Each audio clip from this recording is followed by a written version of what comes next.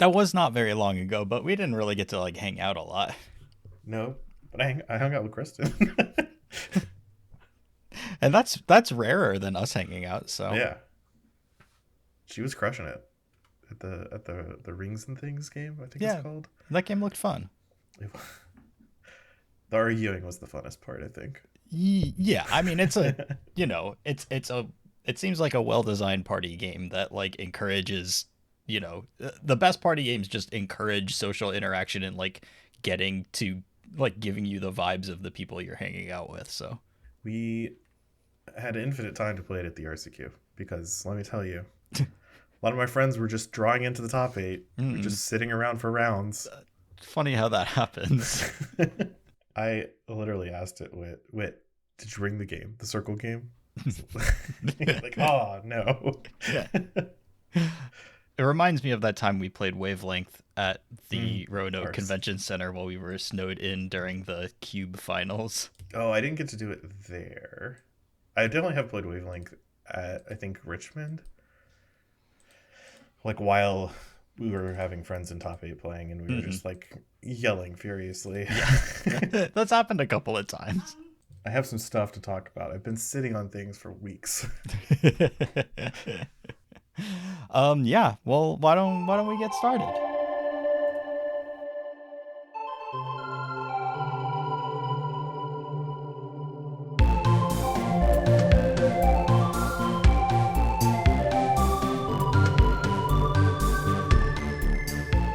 Hey everyone, welcome to episode 394 of the MDG Grindcast, the spikiest podcast in all of Central North Carolina. The also the most on hiatus podcast you've ever seen. The most on hiatus podcast you ever seen? Isn't there like a couple more on hiatus right now? Well, I'm mostly saying that tongue in cheek because we're literally recording an episode right now. So how on hiatus could we possibly be? Look, there's hiatuses that you promise you'll take after a 6 month modern band moratorium from WotC, and you don't end up doing that. And then there's the one where you're like, I'm kind of tired of Magic right now. Yeah, there's not like the strongest correlation to a specific thing. Like, we did our whole episode about how much I am not enthused by the Final Fantasy set, and obviously that didn't help. But just in general, I am feeling a little burnt out, and I like for most of the past, you know, much of my life, but for most of the past like 8+ years, I've just kind of automatically gravitated towards playing some Magic Online or playing some Arena or whatever just in my free time. It's just my like life subscription game. And it just hasn't been happening to me. I haven't felt like any draw to pull up Magic as my, kind of background noise game. And so I also haven't been feeling super in touch with the scene. And actually, part of that, weirdly enough, I think is just because I'm not on Twitter. And so I like that was a way that I stayed connected with like a lot of stuff that was going on and a lot of people and that sort of thing. And now that I am not on Twitter and the Blue Sky community is not as developed and I don't like follow it, I'm not as connected with as many people on Blue Sky. It is weird how you just sort of like lose that connection a little bit, but there's plenty of other stuff going on. That's just like one weird little additional thing that has made me feel like I don't know how much of a part of this I feel like being anymore. Yeah, so we're tapping the brakes podcast wise. I Yeah. And I mean, it's one of those things where like nobody ever really quits Magic, and I think at this point, like we're never really gonna quit doing the MTG Grindcast permanently. But I need some time. I have things that I would like to work on that the podcast isn't in the way of, but it's a convenient excuse to not do things that it's an excuse to take a break. Everyone needs to take a break. yeah. I was thinking about it the other day. It is a really weird feeling because this podcast has been just such a mainstay of my life, and posting the announcement in the Discord. And then I just felt weird like all day long after posting it. And the mix of emotions is really weird because it's like, yes, I'm looking forward to the extra time that I have. I am glad that I don't have to like figure out a way to kind of BS my way through content that I'm not like the most excited about talking about, and maybe haven't done the legwork to have the level of I don't know if expertise is the right word for this podcast, but at least enthusiasm. certainly enthusiasm. But Because I'm definitely guilty of just not having played Magic for a couple weeks and coming to do a podcast and just being, yeah, about whatever. yeah, and that's certainly something that we can do to some extent. But I do feel like at those times, like our dynamic was generally like, yeah, Lee is Someone a good cares at some person. point. Yeah, someone cares at some point. And right now, I'm afraid that we'll have a number of weeks where we're both a little checked out, and that's not the kind of content that I want to bring to people. So Plus, so basically our plan is to just kind of not do weekly, only do podcasts when we want to talk about stuff. yeah, And we're doing podcasts today because I want to talk about stuff. I have played actually a lot of Magic last week, which was a departure from my normal little Magic for the last like a couple months where I've just been super busy. I haven't really put any time into playing or being able to do anything. But like this week, or tournaments just weren't scheduled, and since I don't play on Arena or Magic Online, which is maybe why I'm not like in the same boat as you, I just like didn't have time to find times to play. So yeah, it's nice to actually have a week where I just like did a draft with friends and then did an RCQ and then did a cube draft, and it was nice and I did great at everything. Well, good. Congratulations. Yeah, so I just wanted to talk about like my magicking for like a little bit. Sure. Starting with the like eating crowist part of my week, which was Final Fantasy draft. We need to get you in this draft group because we just need people. But it was people trying to practice for the Pro Tour, like Steve, Jesse, Collins, and so on. Invited a few people to just like buy boxes, host drafts, play for stakes, which is initially money, but also I think Philip at some point said, okay, we need to get a leaderboard with a trophy. Yeah, that's like a more digital motivating trophy. to And me. Yeah. all of a sudden I went from like winning $50 is what nice, I guess, but like a digital trophy I can lord over my friends. Of course. That's really the prize here. So Final Fantasy draft. We did a Final Fantasy draft this past Wednesday. And Final Fantasy draft, I hate to say it, was really good. It's like a really good format.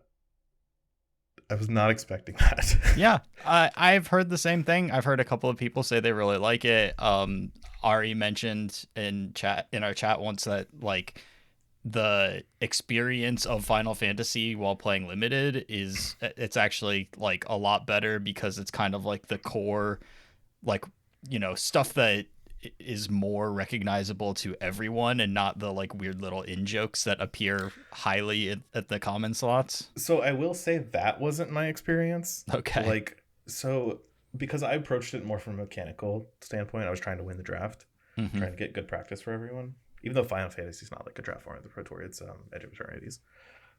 But I was like literally trying to win the whole time. So I was really just like reading the game text of the cards, kind of ignoring the art and flavor text or whatever.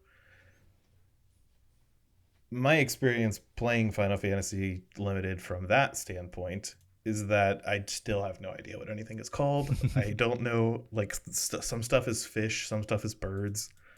And they're just kind of, you figure it out when a card has affinity for birds or whatever, and you're like, okay, the chocobos are birds, obviously. Is there anything else that's a bird here? And you just like kind of figure it out. And that's still mechanical because I don't know the name of any card. They all change. They change like my favorite thing is that there's a card in All Will Be One. It's an instant. Target creature gets -2/-2, 2 mana. It has kicker, sack an artifact or a creature, and you can give that creature -6/-6 instead.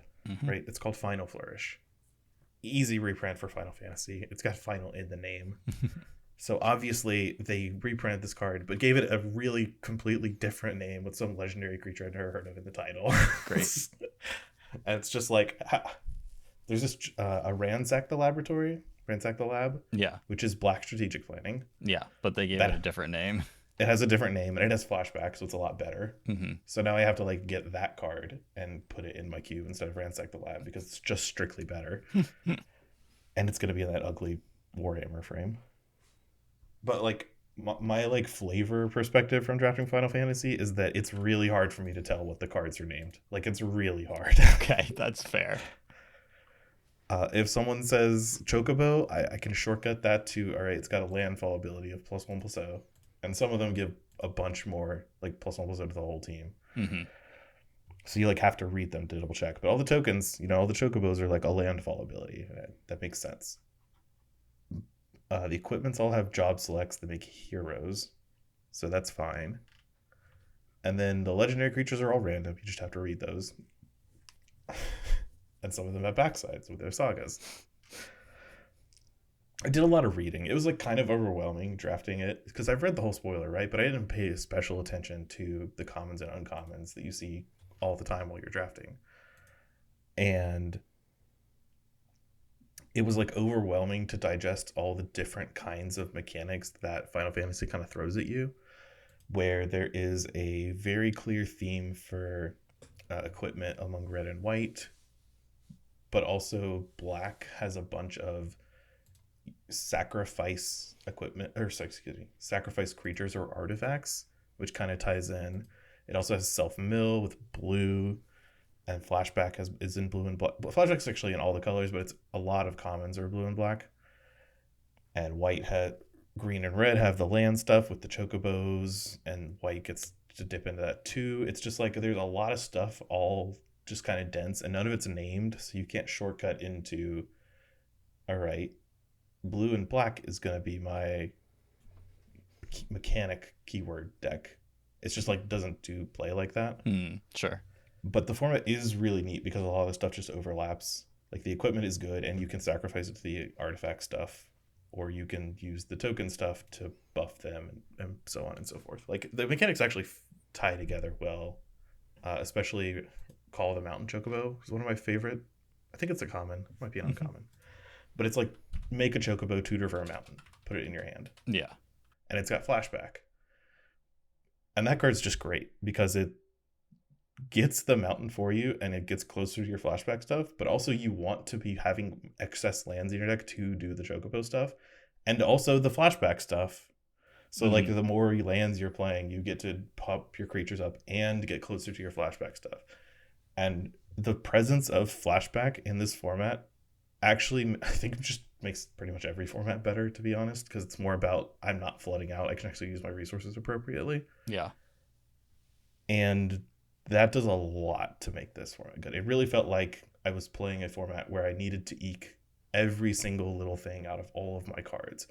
Like half of your creatures, that's an exaggeration, some of your creatures will be sagas, right?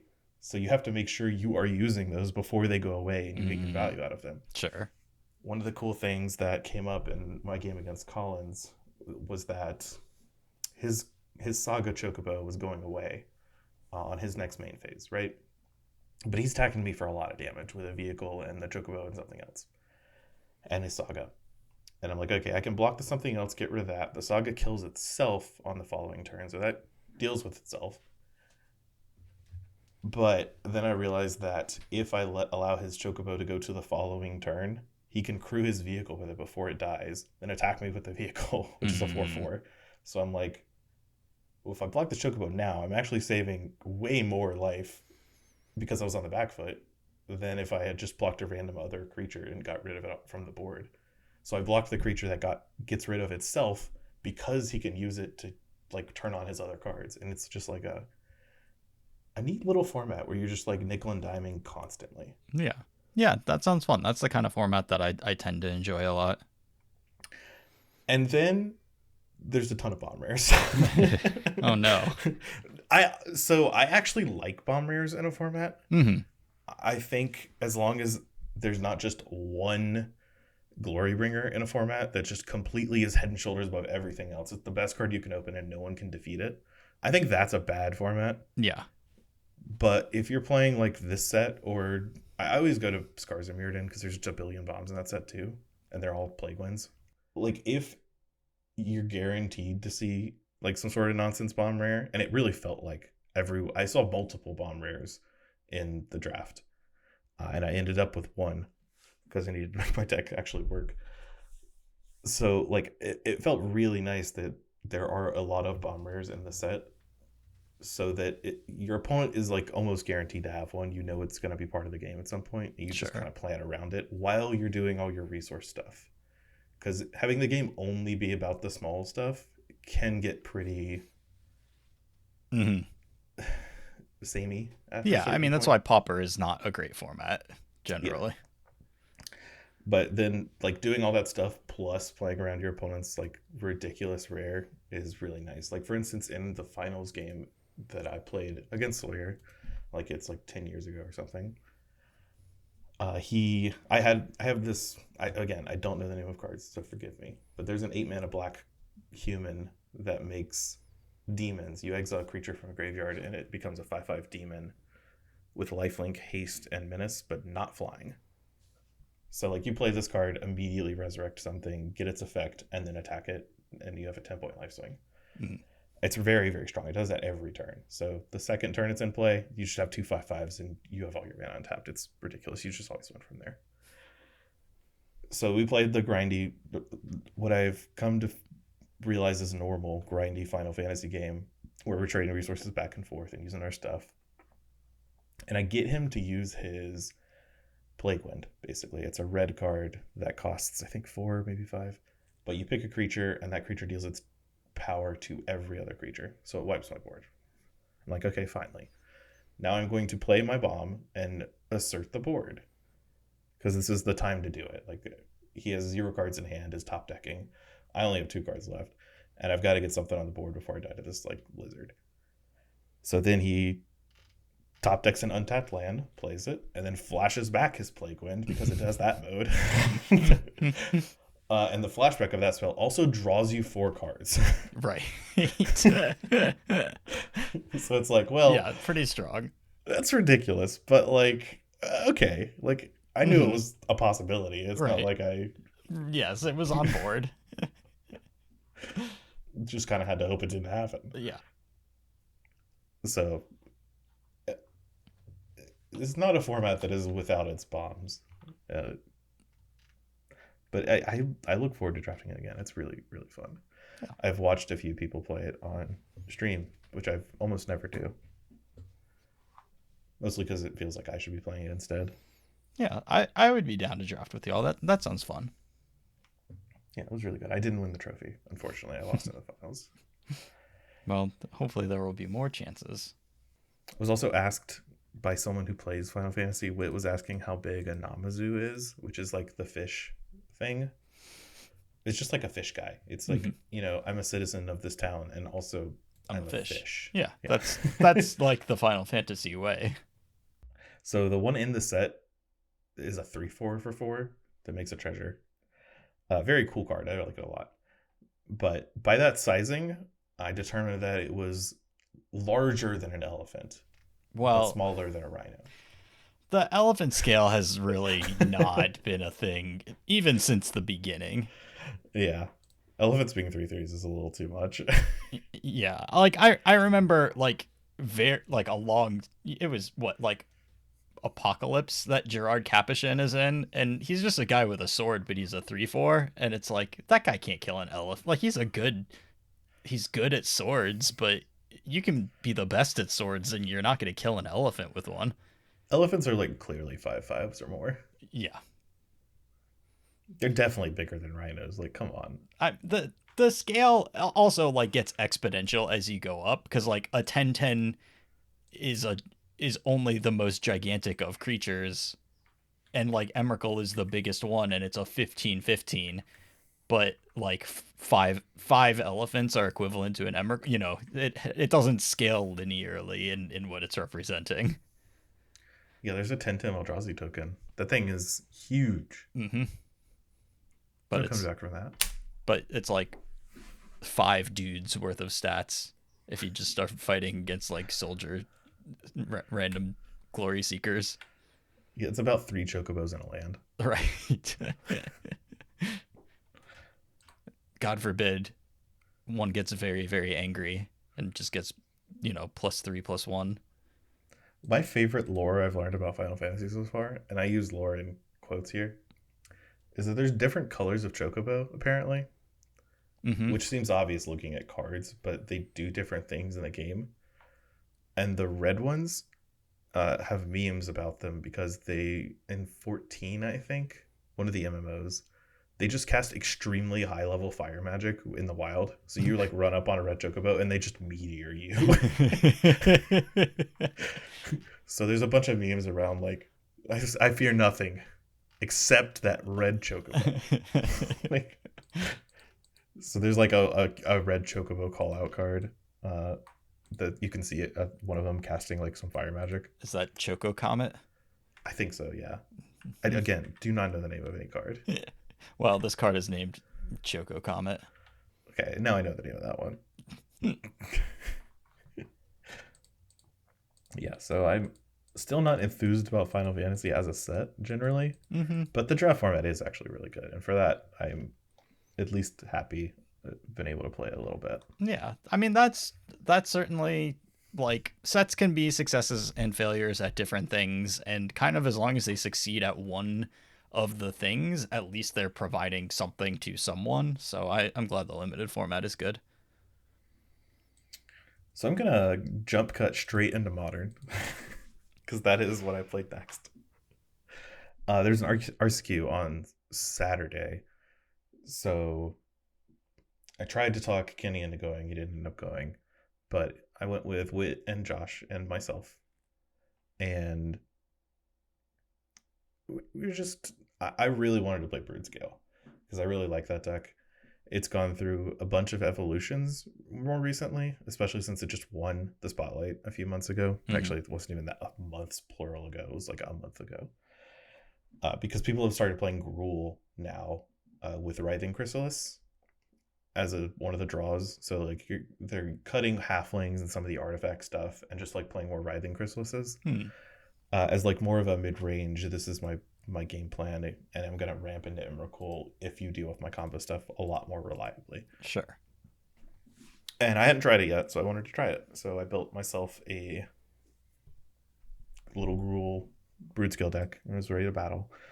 One of the things I did notice, so I hadn't played Modern since Charlotte, basically. Like I played in one RCQ, 2 actually, one with mono green Brood-Scale, where I got sick and dropped from the tournament, and then one with Neoform when I was right after we had an episode with Jesse, and I basically played against like Scepter Chant and got Counterspell deck after that, and I'm like, okay, this deck's unplayable because I can't be rolling up to RCQs where my opponents who are still playing Scepter Chant are able to beat me. That's unacceptable to me. Yep. So I'm back on, having a real tournament. I haven't really played Modern since RC Charlotte, which was right after Aether Drift came out. So Aether Drift has been out, and Tarkir and Final Fantasy, I have not played with Modern legal cards yet. Like I have just not played since 2 sets worth of Modern. So one of the cards I was deathly afraid of is Clarion Conqueror. That's the 2 and a white 3/3 flying dragon. Players can't activate abilities of creatures, artifacts, or planeswalkers.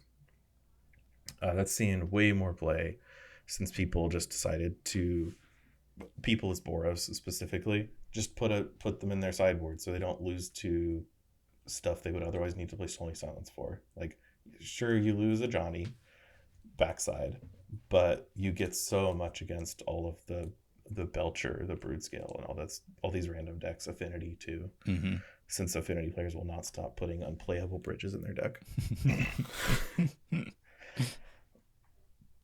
But Clarion Conqueror is a card I hate. I don't want to lose to it, so Pretty much the only change I made from net decking, like a random Gruul brute scale deck, was to just replace these stupid pyroclasms in the sideboard with fire spells. Because like what if Yeah. my board clear against Boros doesn't kill the creature I care about the most? What am I doing? No, and that's definitely like something that is easy to miss. Like Pyroclasm, number one, used to be good against Boros, is good with some decks against Boros, and it remains good against a game one Boros configuration, but it's not solving the actual problems in the actual games that you're playing. So yeah, that's It's also important to better do. sometimes against Pyroclasm because or against Boros because some games you just have a Glaring Fleshraker or a Writhing Crystal Straw, Mm-hmm. and you can just cast fire. But they have the Conqueror in place. You're not really going anywhere. Yeah. But you can just cast Fire Spell with only the green mode and not the red mode, which kills the dragon but not your guys. Yeah. Yeah, Because that's Writhing nice. Chrysalis kind of does match poorly up against a 3/3 flyer when you can't sacrifice Eldrazi Spawn. Right. It's just a 2/3 with reach. You gotta have two of those guys to block. It's not like you could just equip the blade either because it's also an artifact, and Clearing Conquer shuts down that as well. Yeah. So No, my Clarion net, Conqueror messes Brood Scale up pretty bad. yeah, it's a problem. So by like net decking innovations were to put fire spouts in my sideboard and also like a lightning bolt instead of dismember, uh, which is not fancy or anything. I just wanted another removal spell that didn't kill me. Like everyone playing 3 dismembers in their sideboard, I get. But God, I hate boarding in Dismember against some decks, especially like Boros. I would never want to board it in. Mm-mm. And you just gotta kill some creatures sometimes. Yep. So Lightning Bolt is a perfectly reasonable one for me. Yeah. And I liked the deck. Like I played it. The Writhing Chrysalises for me were very bad because I did not play against any fair decks. It was all unfair modern for me. Living It has been back. Have you noticed that or seen that? Yeah, I've seen like Nassif playing it some. There's another version out there too, but Nassif's version that only has like 4 Cascaders, but you can dig for them with Black Overlord. You can dig for Shardless Agent. That build does look kind of nice to me. Okay. Mostly what I've seen is like a more Bant version with Mm-hmm. Yeah, then you have 8 Ardent Plea and Cascaders. Shardless Agent. Yeah. Yeah. And their deck's fine. They're like playing Living End. They also had Clarion Conqueror in the board, which I did not realize after winning game 1 against my Living End opponent, and then they like cascaded in game 2 to like kill me basically. And they flipped over Clarion Conqueror, and I'm like, oh god, that's ooh. Yeah, that's kind of hot too because unlike Boros where bringing in lightning bolts and fire spouts is like fine against other cards in their deck, bringing in lightning bolts and fire spouts against Living End is just like atrocious. But I ended up like not going so heavy on spot removal against Living End because even with the acknowledgement of Clarion Conqueror, because I figured out if the game plays such where like you can't get Clarion Conqueror in your graveyard unless you've already cast Living End. Right. Because they are not an overlord of the Balemark deck, so they can't even like mise into it. So like the game basically goes one of two ways. Like A, the normal Living End deck when we're just playing, I don't have to worry about Clarion Conqueror because I know how to play against Living End. Mm-hmm. Or B, they put Clarion Conqueror into play and stop me, and I can just like cast my dig spells or my Malevolent Rumbles or stuff. And if they Living End, they could kill themselves on my turn because they're not living in. They're living in away from their Clarion Conqueror and into their into my combo basically because it's all sorcery speed now. And they can't do it right. Exactly. They can't do it at the end of your turn, which would be the fear prior. So if they are playing a Clarion Conqueror, they're basically playing a control game where they're just trying to draw their sideboard cards before I can remove the Clarion Conqueror from the battlefield because they're like kind of soft locking themselves out of it again. Not exactly, but pretty close to it. Yeah. Like they can draw Foundation Breakers, Force of Vigors, so on and so forth. So we had a game where he played the early Clarion Conqueror instead of the Living End, and I just made constructs and attacked. And I had a Brood Scale in my graveyard. Yeah. I played the Blood Chief because of the Saga. And it's just like, well, you're going to die here. I'm sorry. Urza Saga, notably not an artifact. Yeah. The like that's definitely the weakness of that plan, but that's also like just the weakness of the Living End deck in Hmm. general, because the the reason it used to be so good is because you would grief them to like keep yourself from dying before you get to the Living End, and then when you cast the Living End you grief them again, and they're definitely not killing you before you like kill them with your creatures after that. So that was naturally good against like most varieties of not of linear decks of any kind of combo thing they could do. There were like little weird things about like when you put a Heliod in their graveyard or whatever, and they have like spike fear, but generally, except for specific creature combos, like you're just good, like that naturally let you take apart whatever weird thing people were doing against you, and that's where a ton of the power of the deck came from. Now it's just like, yeah, I have a big cascade thing, but my disruption is not, the grief Living End back, the grief disruption kept up with any other type of disruption in the format. The stuff you have Living to End's shoehorn in there now just doesn't. Yeah, Living End's basically really good against some decks, and it's just playing the game against other decks. Yeah. Like it doesn't have a lot to do about them, right? Like I don't think it's wrong to like board in a bunch of Clarion Conquerors. I killed one of the Clarion Conquerors in my game when I won. I played two of them that game. I don't think it's like wrong to do that or anything, but I killed it with an exile effect, so they couldn't Living End. It was very smart that way. Kozilek's command's very good still. Mm-hmm. It's messed up. I had a secret weapon against all the linear decks I played against, which was Eldrazi Linebreaker. I saw someone who had won a challenge or did well in a challenge. I don't remember if they won. With like just 3 Eldrazi Linebreakers in their deck. If you don't know what that card is, it's a 3 mana Eldrazi, 3/3 trample. At the beginning of combat on your turn, you can have target creature you control, or maybe target Eldrazi you control, get +1/+0 and haste, or get haste and +1/+0 for each Eldrazi you control. So if you have no other Eldrazi on the board when you play it, it's basically a 4/3 trample haste. If you've got a spawn token and a brood scale, it gets bigger and bigger. And you can just like Kozilek's command for a bunch of spawn. You often do that anyway because It's that's banking one of the better resources. moves. Yeah. Yeah. But like when you're doing that and your opponent just takes an extra 5, it's a lot of damage that they have to like contend with when they want to be saving or partitioning their removal for the combo pieces. It's a nice way to be like, all right, I understand you're a linear deck, so you have few interaction spots you actually want to use. Here's a creature that will kill you by itself. Mm-hmm. I need you to please use your things on it. Yeah. Yeah, that's definitely a good pickup by adding red to the deck. Also, just in general, besides like losing grief and violent outburst being really bad for Living End, yeah, that Kozilek's command just as a super heavily played, very powerful card that also is very just counters your Living End, or worse, makes your Living End like bring their Get a creatures creature. back. Yeah. Yeah, it is really gnarly. Also, consigned to memory just counters Living End, and there's still a lot of those in people's sideboards, and that's not where I want to be. You can't force of negation your way through. I mean, you can't now that your stuff is sorcery speed, but you can't protect from consigned to memory with any number of mystical disputes or whatever. You just replicate it a couple of times, and it counters the hell out of your Living End trigger. Yeah, it's got flaws for sure.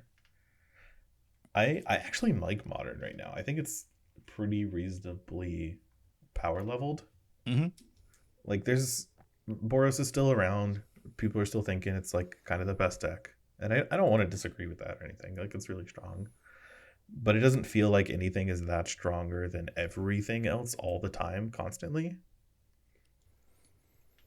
So I'm like kind of comfortable with it. I liked playing Broodscale and I didn't feel like I was giving up like so much by not playing Energy or Amulet. But Yeah, I really like this Broodscale deck. I don't know. nice. Yeah, the format sounds pretty fun. Also, Kethis, I'll mention, went on a tear at the Apex tournament. The Apex 5K had 74 players, and just like kind of crushed the tournament and won it. I looked at the deck list today. It did not look that impressive. Like it wasn't, or I shouldn't say, it's in line with the other Kethis decks I've already played. So like nothing crazy new was happening. but that's good because the problem I had with Kethis the last time I played it is it's just like a little too clunky compared to everything else and a little too slow. But now the format is a little more clunkier and a little more slow, especially with the introduction of some of these hate cards where you can play around with Kethis again, and I think that's nice. I'm still probably not going to play it because I didn't have a great time with it the last time I tried in Modern. It was like a little too clunky for me, and I kept comparing it to Broodscale, which I had just played, and I'm like, I don't have Kozilek's command in this deck. Yeah. I feel like the Clarion Conqueror problem is even worse for Kethis than for Broodscale, potentially. Because you just don't have like ways to kill it. At all. Yeah. Can't even activate your Jaces to draw cards and play like a tempo game because Teferi is your like catch-all removal. That doesn't work against Clarion Conqueror either. Nope. And it shuts down Kethis. The card doesn't really do anything anymore. Yeah, and Cauldron, which is another one of the huge pickups because it makes everything Kethis. Cauldron's so good in that deck. Yeah, that makes sense. But right, yeah, so there's 2 RCQs this weekend. I'm considering playing. There's like one on Friday and one on Saturday.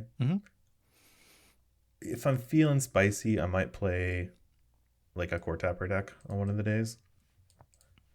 Just because I haven't lost to Clarion Conqueror yet, and I feel like I'm due. Just keep filling those decks full of activated abilities. Just the most that just maximize them. Surely Ugin will save me, right? Like it kills something. Listen, as long as you've got 4 Kozilek's commands, you can beat almost anything. That's the spirit. The card is messed up though. Yeah, not that you will, but you can. Like it's possible. I'm not guaranteeing it.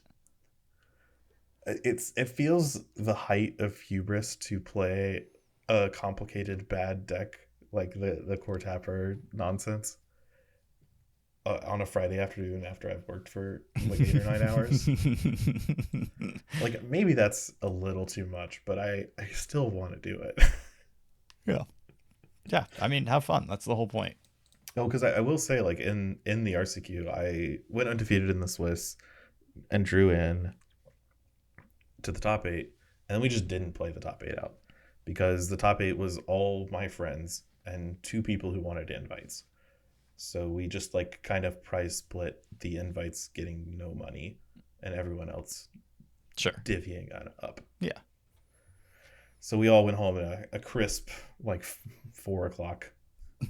Very efficient. Yeah. A very efficient RCQ. Yeah. Helped by the fact that the tournament organizer, and I love this store, so I'm not going to name them or anything, but like it was a clean cut on round 5. Top 8 just couldn't be. If everyone drew in top 8, there was no chance of anyone rising up. It's a clean cut. So we all drew, the 1 through 8 drew.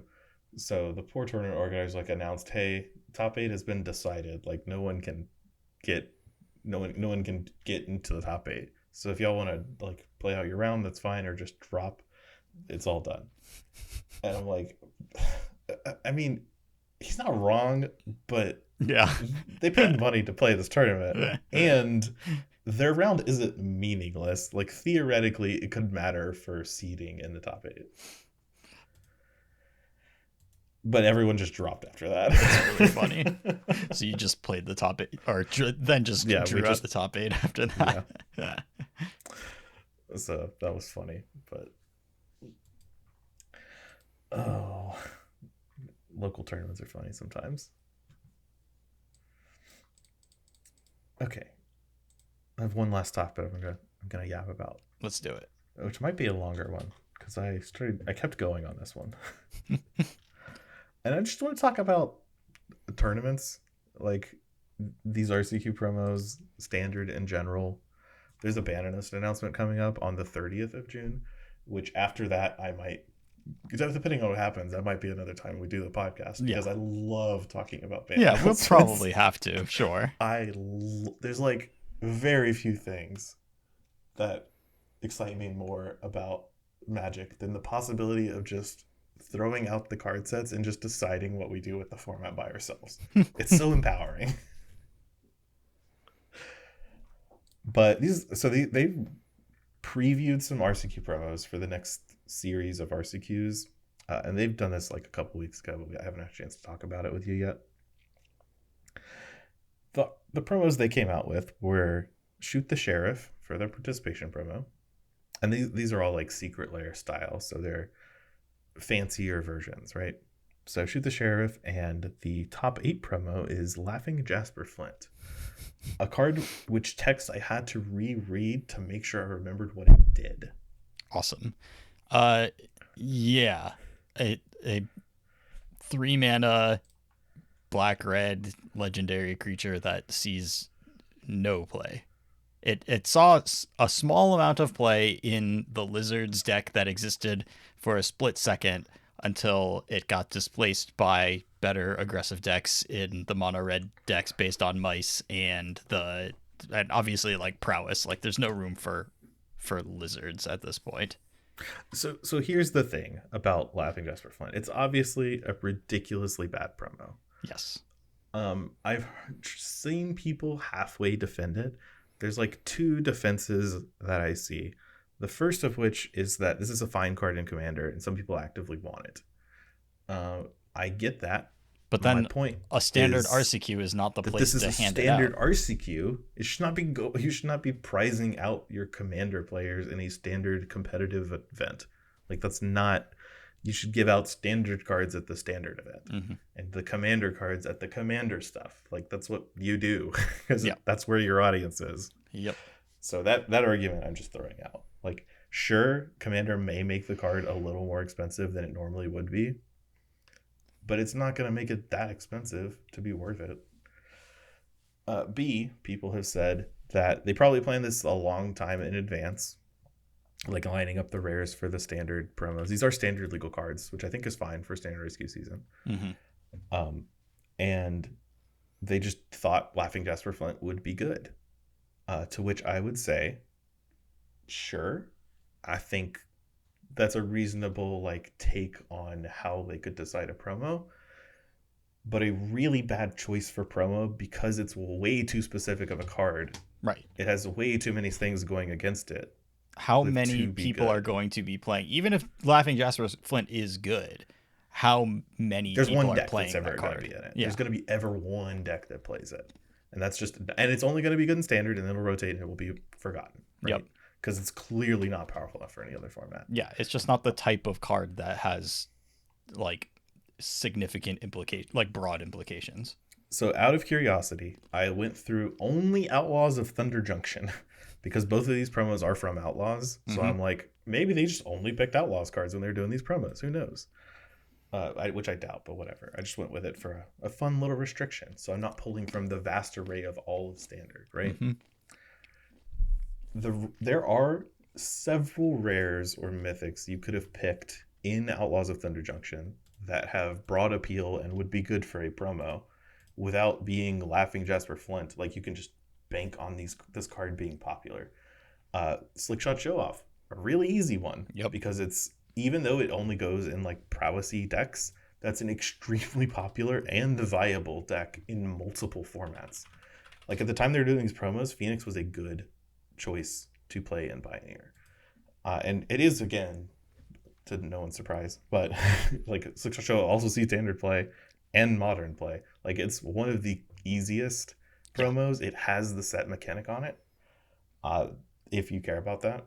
It's also only has one version, and it was very clearly going to be a relevant Magic card from like the moment it was spoiled. So it's not that's not a difficult one to come up with. High Noon, another one in That Was a Thunder Junction. That is a hate enchantment that has seen a lot of play. Even if I don't want more copies of High Noon to exist in the world, I will admit that it's a good choice for a promo. Like people would care about it and play for it, and like we wouldn't be laughing at it. Also along the same lines, Even Interrupter, also an Outlands of Thunder Junction. That one's like less on the tier list of this card is very strong and will definitely see play. But if you're choosing promos that far in advance, I think Even Interrupter's like a fine this card is flexible and can go in multiple formats, and there's a chance people just like play it and love it and play with Collector Company or whatever. I think that's even a better promo than Laughing Jesper Flint.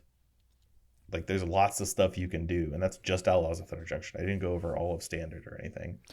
To just give 1 second of like just a nod to other cards that are in Standard that would have promos that people would like fight over. We've got Stock Up, we've got Spelunking. Oh wait, let me hold on. Let me pause you there, because I specifically only talked about rares to go into uncommons afterwards. Okay. Because there are so here's the thing about, so let's go to Shoot the Sheriff, because This is an uncommon. I actually don't hate the promo. I think it's fine. It's whatever. Like, it doesn't see any play right now because Go for the Throat exists, but like Shoot the Sheriff will be playable in Standard, and I think that's a good participation promo. Like, you just sign up for the event, you get a thing that you know will be playable. They can really juice that spot. Yeah, like the uncommon, there's a lot of really good uncommons in Standard ever since they upped the number. I don't know if people realize this, but they actually upped the number of uncommons per set since Murders at Carlisle Manor. So there's just way more uncommons, and they're harder to get. Which is why when a card like Stock Up is revealed to be ridiculous, the price is $7 uncommon. Because there's just like fewer, you have more uncommons to open, so you get fewer of any one. So like there's so many juiced Standard legal uncommons. Like you mentioned Spelunking and Stock Up. Those are both fantastic. There is, again, just in Outlaws of Thunder Junction, This Town Ain't Big Enough, Nurturing Pixie, Magebane Lizard, and Lava Spur Boots. Lava Spur Boots being like the low totem pole in terms of Standard playability, but very high on the Commander or Modern playability side. And then you've like opened Into the Flood Maw from Bloomburrow, or Heartfire Hero, also from Bloomburrow. Like there's so many juiced, very easy to identify. Is an uncommon that is Standard legal. Yeah.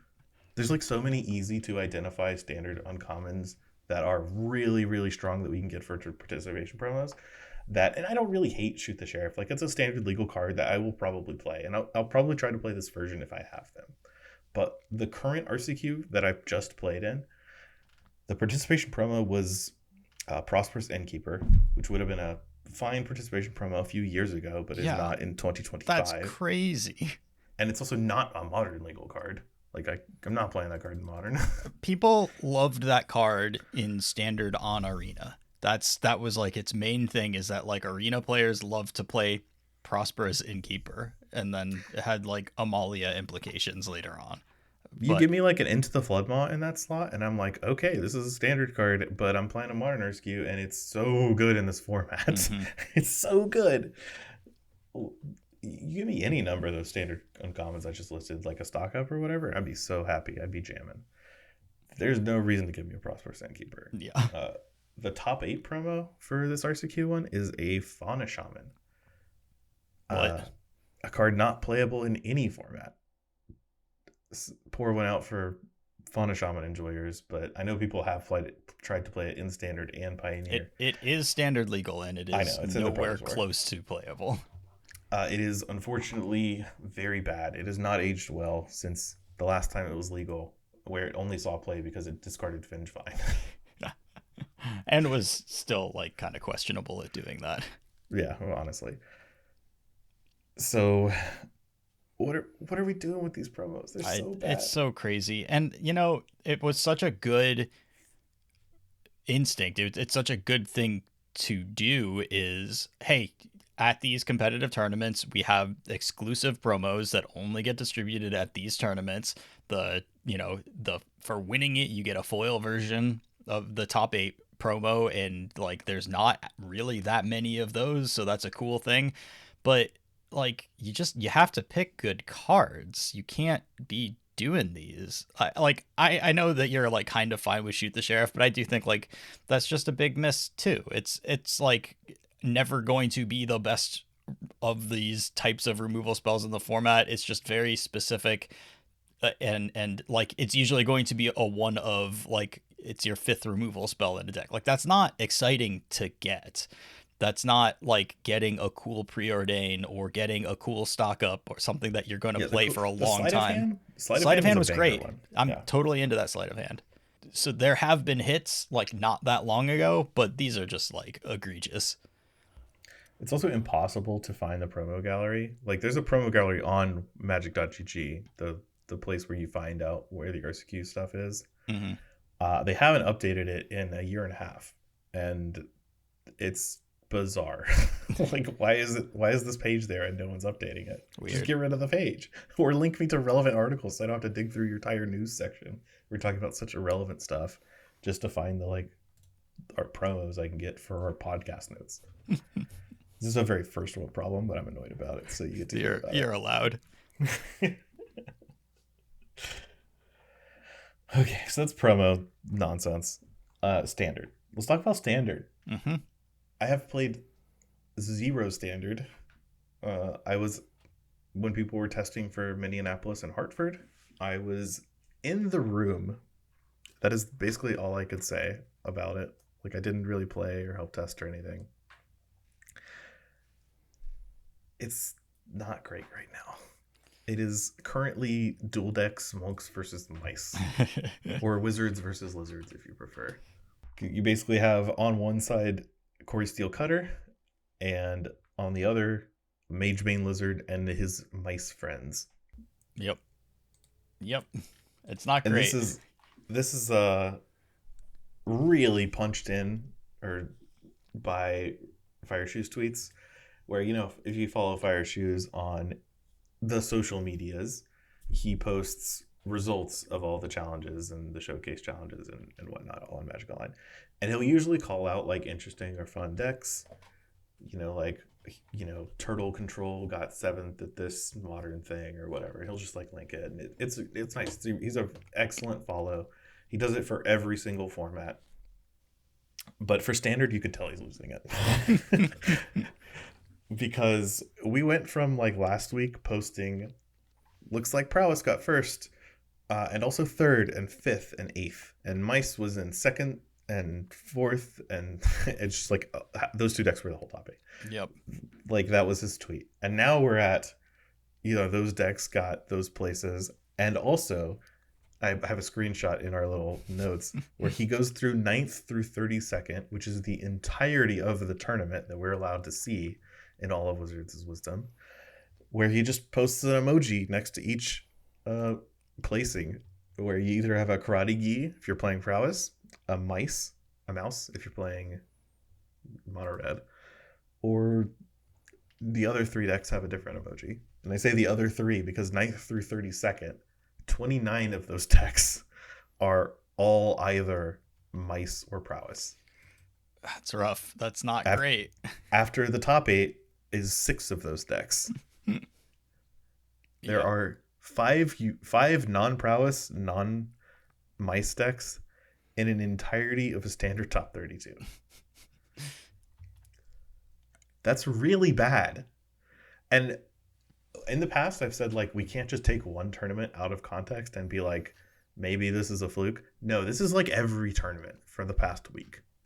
It's not in a good place. Standard is really not in a good place. There's a lot of our friends who really enjoy playing Standard, like Davin, who we've mentioned a few times, who did really well at the 10K, I think, in Atlanta. I think he won it. Yeah. Just loves Standard, the possibility of like brew decks and stuff like that. Bought really hard in Standard, has sets, common, uncommon, and rare sets of all the cards in Standard.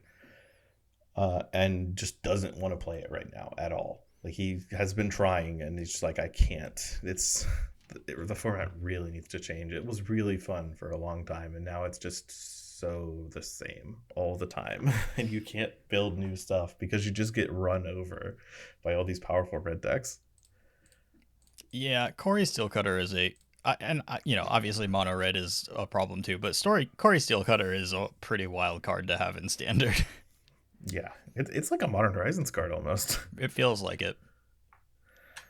It's just really good. I don't know what, like, I don't want to speculate on what cards will be banned or like early rotated or whatever, because I believe June 30th is the rotation window for Standard.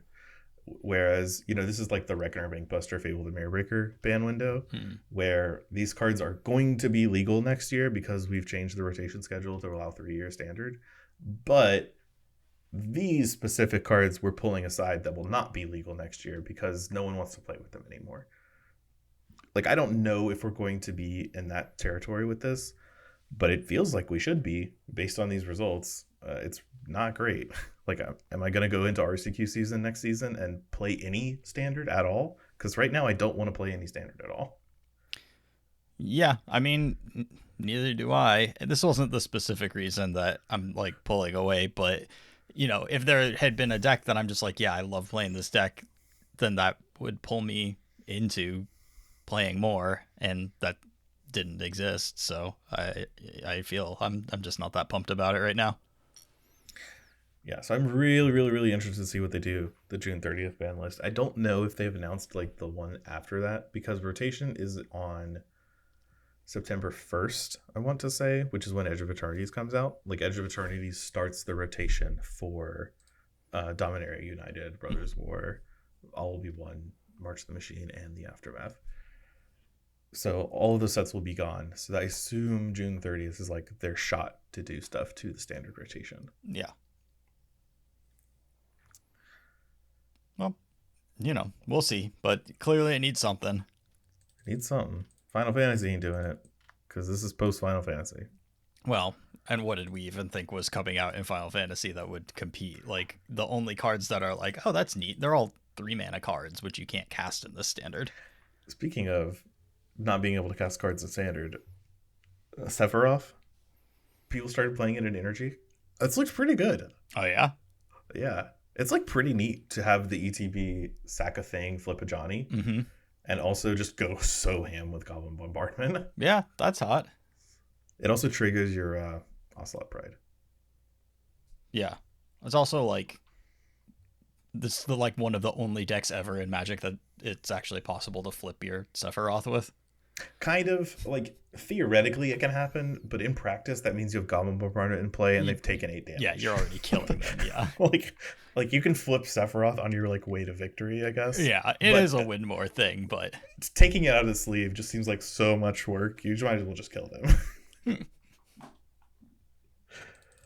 Also, finally, like, this is something that's bothered me because I'm kind of lucky because I don't want to play standard right now, so I'm not really buying any standard cards or anything like that.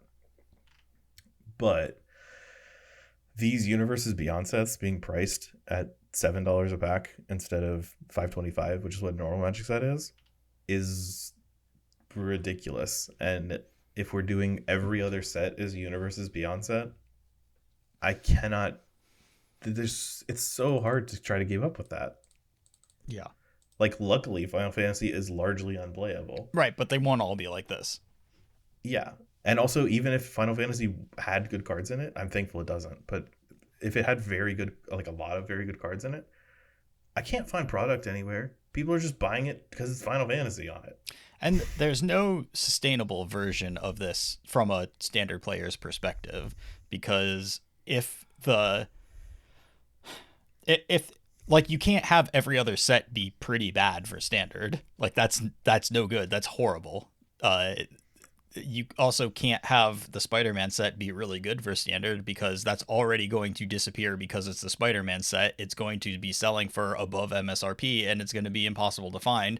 So if these cards are good, then there's even more demand for it because Magic players want it too now, and it's just going to be,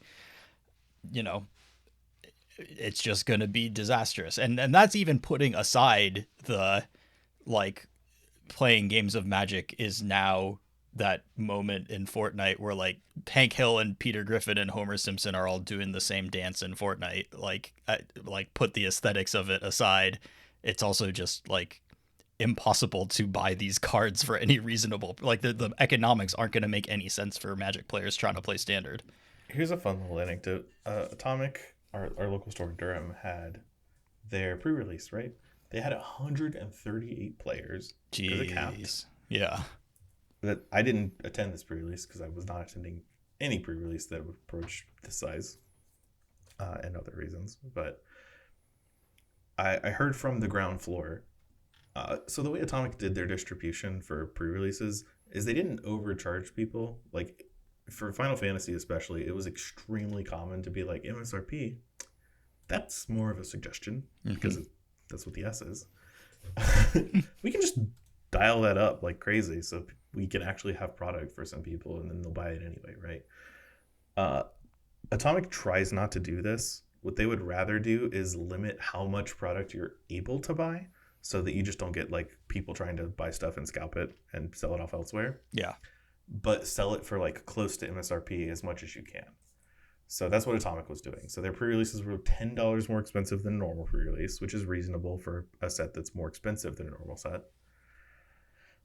And while people were opening their packs and stuff, someone was asking, "Hey, do they know like they're selling this for really cheap?" But they weren't. They were selling it for MSRP. Like, do they realize they can charge more? Should someone tell them? And it's like, no, they work in the game. Yeah, this industry. is their whole thing. Like, come on. They know what they're doing. They're not gouging you. Just be thankful about just it. be cool, man. But a lot of stores just will gouge the shit out of you, and they'll also sell their pack, their boxes, because they know Final Fantasy is just like one of those properties that's just gonna sell. I imagine Spider-Man will be the exact same. And I can't really afford to have a playable standard set be permanently out of stock everywhere. Yeah. So there were rumors being spread about how like the second printing wasn't going to hit shelves until like, you know, Q4 or whatever, and those do not seem to be true. They're going to print a lot of this set because the demand is there, but it's just not going to be cost effective to buy it for Magic players. It's going to be expensive the whole time. The demand is just there. And these sets come out every 2 months, right? Thereabouts. Like there's a set coming out every 6 weeks until the end of the year currently. So if I'm playing in tournaments, I need these cards, and I can't just like if they're good, I need these cards, and I can't just wait around for stores to restock them. Yeah. Like I'm either paying through my nose to try and get them where they're not local, or sometimes paying through my nose if they are local. And it sucks. Yeah. I know Magic is a luxury hobby, but we have to be reasonable about it. Sephiroth is a $40 card, and it's powerful, but like, what is it even seeing play in yet? Like, this is just what's happening. Yeah. Dun, dun, dun. It was really hard not to do the Sephiroth theme every time I drew the removal spell that has Sephiroth in its name when I was playing my draft. I did it once unconsciously. I like drew it and then hummed the theme. Imagine if you had actual Sephiroth in your deck, how difficult it would be. And what I thought in the moment was like, oh, I shouldn't do that again. I'm just giving away information for free. And then my second thought was, God, I hope my opponent thought I drew Massacre Worm Sephiroth because I was in the colors for it. But they just didn't hear me, so it didn't matter. I guess, yeah, the use of third-party characters opens up a whole new world of, like, bluffs and double bluffs. Kind of. I wasn't really thinking about it. I was just being a goofball. That's my, like, normal mode of operation. All right, this is my magicking. I've gone through my agenda. Thank you for coming to my TED Talk where I just go through my stuff I wanted to talk about. Yeah, well, I don't really have much going on magic-wise, so I don't have a ton to add. Just for, like, little housekeeping things. Yeah, I don't know when, like, our next episode is going to be. I don't know how often they're going to happen, but they'll happen every once in a while, and, like, certainly when the time comes and I'm feeling enthused and we are, like, grinding RCQs, like, probably weekly episodes will come along with that because, you know, I'm just used to talking about it and it helps me think about what I'm doing too. But for now, just not feeling that kind of energy. For patrons, you know, do whatever you want. You can get rid of your your membership, you can reduce it, whatever. You're not going to hurt our feelings. If you keep it, then, you know, we only charge per episode. So not like per month or whatever. Right. Yeah. So, you know, there's no reason not to keep it. Although, you know, I am not going to and have not been. So making the sort of like weekly additional content. That's just not a thing that I really had the energy for towards the end of this cycle of being engaged in Magic. So, you know, if that was the reason that you had a higher tier, then certainly you'll want to reduce your tier. This is a no hurt feelings either way. Yeah, 100%. Like, we get it. Like, do what you need to do. I'm probably not even like charging for this episode anyways, because you know, we're just putting this one out there. We're just chilling. Yeah, I don't know. Anything else? Nah, I'm gonna be good. I'm gonna go to these RCQs and crush them, but not that good because I don't actually want the invites. Sure. I don't know if I talked about that when I was actually talking about the RCQs, but like, I really want to win these tournaments because I like playing in the Magic tournaments, but I don't want to go to these RCs. It's in like Las Vegas and Houston. That should not locations I care to travel to. Sure. So I'm just trying desperately to win money, but no invitations. Yep, that makes sense. Well, good luck winning money and having fun. It's working so far. Great. I'm glad to hear it. Thanks everybody for listening. We really appreciate your time. That's it for us. Have a great week. Bowdy. Bowdy. What was that quote we had? One time we said bowdy and we didn't realize it'd be the last. Someone said that in our Discord and I'm like, I love that. It was so good.